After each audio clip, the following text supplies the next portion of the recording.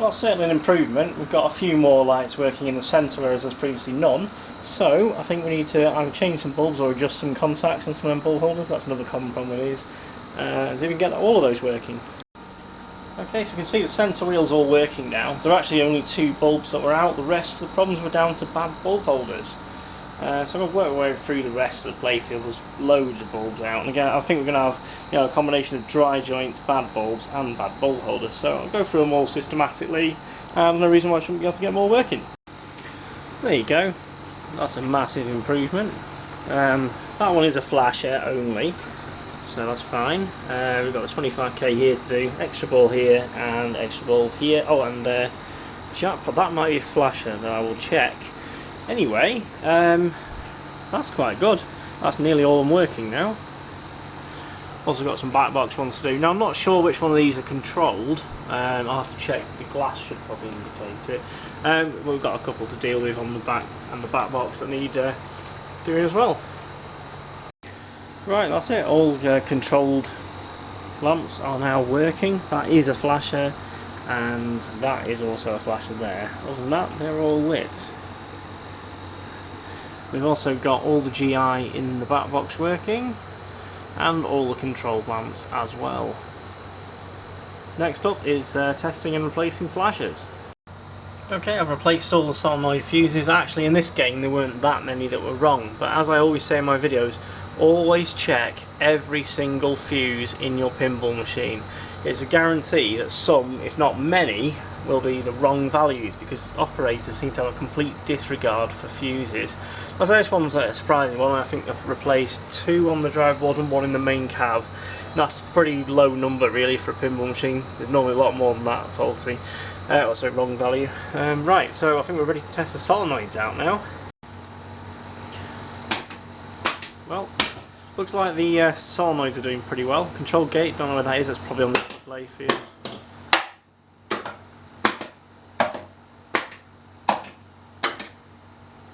Motor relay, don't know about that, that probably isn't connected.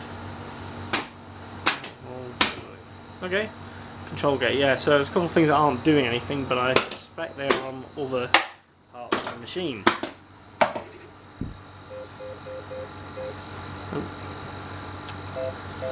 Get the right test, come on, flash test. Brilliant. Yep, that's good. Left ramp, I assume there's going to be one, oh, yeah. Jackpot, that's the playfield and the back box, yeah. Skill shot, I guess that one's missing at the minute. Left helmet, that's missing. Right helmet, missing. Jet entrance, that one's working. What's that, left loop, that's flashing the back box. So yeah, we've got some that aren't actually on the playfield yet because there's bits missing, but it looks like everything that's on there is actually working. Now this playfield needs quite a bit of work because it's got wear on it and wear on the inserts and that sort of thing, but at this stage I'm not going to deal with that. What I want to do is actually fully assemble it and test it out, so I need to see which parts I actually need to purchase and replace. So what I'm going to do is I'm actually going to clean it up. It does look pretty filthy, look at that, so I'll just clean it up the best I can for now. We'll reassemble it and see if we can get this thing fully working. Okay, so I've cleaned up the playfield about as best I can with Novus 2. It don't look great, but it's as good as it's going to get really without doing some major playfield work. It's certainly could do with a new one really. I'm just in the process of getting this horrible label off. I've been scratching it off and soaking it in isopropyl because it's really stuck on. It's obviously designed to never be removable. It's one of these ones that the people at service machines put on so that you can never get the blooming things off. Right, so the next thing I need to do, well at least I think it's probably logically the best thing to do. I mean there's a great gaping hole here I need to get the head mechanism into, and I need to do that before the rest of the playfield is populated, otherwise I don't think I'll be able to get to it. So I'm just trying to work out, I've just been cleaning this up, I've just noticed it looks pretty good. This is the head mechanism. Yeah, it's fairly good. We need to clean it on the inside a bit as well actually. So yeah, I'm just trying to work out how it all goes together. Motor unit here, and this is like the sort of solenoid and lamp unit. These basically pop up to keep the ball out of the holes. There's 3 of them and 3 lamps. So I'm going to change these lamps actually for new ones just because it's quite hard to get in there. I don't want to have to do that again for a long time.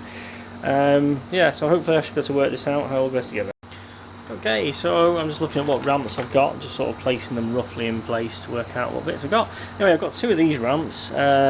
This one has got all the hardware on it, but has a big hole in the ramp, so that's no use. And this one is not great, but it doesn't have a big hole in it, so it's got no hardware. So basically I have to clean this one up first, and then stick the hardware from that one onto this one. And we'll just sort of rest it in place so we can work out where everything's going. Okay, so let's just take a quick closer look. This is pretty dirty, this ramp. So we'll give it a clean up and see how it comes out. Okay, so that's actually cleaned up really well. It's not perfect, clearly, but you know, it's polished up nicely. It's fairly clear. Now, unfortunately, we've got some cracks in this ramp, so I might put some super glue on the back just to try and strengthen it up a bit. Yeah, that's absolutely it's not bad at all, really. Right, so I've got the Playfield GI working now, so that's all pretty much done. I've just realised actually that the Pinbot value sign at the back, that's not doing anything, so I need to check that one out. Okay, so we've got the Pinbot value sign working, and we've also put the bumper caps on. Right, so this is the left slingshot, and it's broken and pretty crappy, so what I'm going to do is clean it up, and I'm going to actually use the part of the packaging from the super glue. I'm going to cut a little triangle out of that, and basically glue it onto the back to reinforce it, and then super glue it up. It's not going to look perfect, will do until I get a new sling anyway, so that's the next job. So one of the next jobs I've got to do is installing all the metal ball forms which go around the playfield. There's quite a few of them, quite a bag full of them here. I'm not going to the effort of polishing them or anything else at the minute, as into a mirror finish. I'm just going to give them a good clean so they're not brown or they've got ball tracks on them. I'll clean all that off, make them, you know, look nice, but I'm not going to say not at this stage because it's not a cosmetic restoration yet.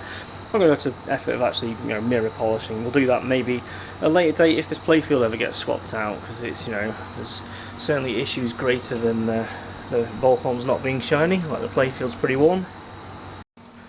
Okay, so the next job I've got to do is, this is the heart ramp I've just cleaned up, and this corner is missing here. Now we need that because there's a ball gate that needs to go over here and screw into here. So what I've done is got this bit of plastic which I've been cutting up. So if we overlap it like so, that makes a fairly decent corner. I just need to tidy that up a touch, just trim that top edge a bit, and then glue it on, and that will give us something that we can drill into to put a new hole. Okay, so we've patched it up in several places using little strips of plastic and super glue. Same on there, same on the other side there, same on that top crack there, and that corner there. And then after the glue's fully dried, I'll polish it up to get rid of any glue residue. It's just all about making sure the ramps don't break anymore. I mean, you know, cosmetically it's not great, but it's more important that the ramp doesn't get destroyed during play, because these are fairly expensive ramps. So, you know, I was saying maybe in the future on a full cosmetic restoration might put a new ramp on, but for now we'll just repair what we've got. Okay, so as you can see, the assembly is progressing. We've got the bumper caps installed, we've got the head unit installed, we've got all the metal ball forms installed, but one of the what do you call it, slingshot, God, my brain's not working today, and I was about to test this head out and see if it's wired up properly.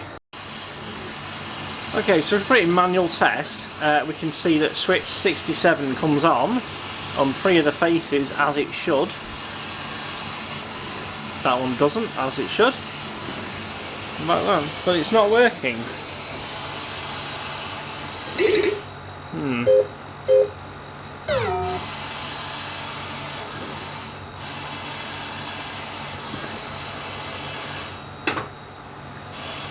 No.